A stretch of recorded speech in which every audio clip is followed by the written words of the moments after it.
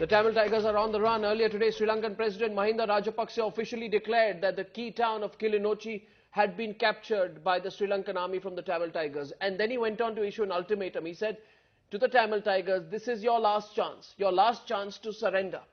In the middle of all this, what we do know is that LT Chief Prabhakaran is on the run, and in another related development about 6 o'clock this evening, India time, the LTT carried out a suicide bomb attack in which three people were killed. That's outside the Sri Lankan Air Force headquarters. Now, what are the implications of this? A country so close to India, and if this situation reaches a point where the Tigers are smashed, what does it mean for us? Several points of view to look at. Well, let's introduce our guests from Sri Lanka. We have live from Colombo, Jahan Pereira on the top right of your screen, Director of the National Peace Council of Sri Lanka. On the bottom right of your screen is K. Venkatraman, Deputy Political Editor of the Times of India in Chennai. On the bottom left is General Kalkat, former IPKF chief, knows the Tamil Tigers like the back of his hand.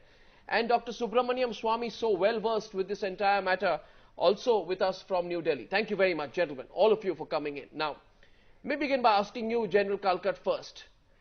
If the Tamil Tigers are smashed, what happens? What happens next? What happens to an army that is smashed, has no land left to operate out of? Tamil Tigers is not an army, it's a guerrilla force. And I do not see it being smashed merely by the fall of Kilinochchi. It is a political significance but not a military significance. The ultimate battle for the control of the northern province will be fought in the jungles of Vani. Okay. Let me come to you, Jahan Pereira. Is that also your assessment, that this is towards the end game, but it's not the end game for the Tamil Tigers? It is a very important victory for the government, both psychologically and militarily. Militarily, because it enables the government to have greater access to other parts of LTT controlled territory. But I do agree that the conflict is likely to now see a change from being a conventional war to being a guerrilla and terrorist war, because that has been the original nature of the LTTE.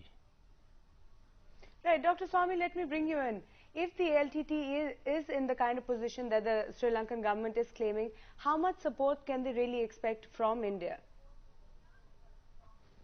From the various sections that are known to be pro-LTT. As far as the LTTE is concerned, they cannot expect any support from India. No, I meant the various but they, of course, there will always be clandestine support from parts of Tamil Nadu. That's exactly what I meant, Dr. Swamy. The fact of the matter is that the LTTE today has lost its reputation with the loss of Kilinochchi. They have now gone from a de facto state to a stateless actor in the Sri Lankan scene, and to that extent the Sri Lankan government deserves to be congratulated. Well, Venkat, now you'd remember that on the 29th of December, there was a lot of equipment that was being sent. So I think from Rameshwaram to the Tamil Tigers. This included satellite phones, ammonium nitrate to be used in explosive. It seemed a last-minute desperate attempt to help the Tigers. Now my question is, who is helping them? Who is helping them, and how are they operating so openly?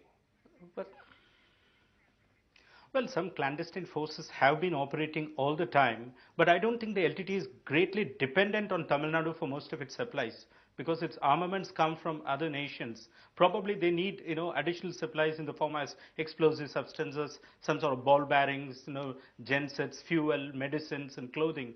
But, the substantial portion of their warfare equipment, I still think they do not depend much on Tamil Nadu, even though they do maintain a sort of supply line. Yeah. General Kalkat, in your view, the big question, where is Prabhakaran?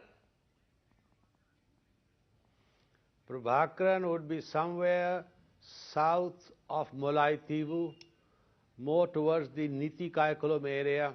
If you recall, when we were there, the final battle to wrest control of the northern province was fought at Niti Kaikulam, after which I was able to announce that we were ready for the elections. And that is the area which he will be operating in. It also gives him access by the sea on the east coast to hop from one place to the other. Jahan Pereira, staying with Prabhakaran, is he an aging warhorse now? What is the reason he's facing such reverses right now? Well, I think one major reason is that he's facing in the Sri Lankan government and the Sri Lankan president a very resolute leadership that is prepared to expend any amount of soldiers and resources to overpower the LTT. And since Prabhakaran has been fighting a conventional war, the conventional superiority and firepower of the Sri Lankans has been too much for him.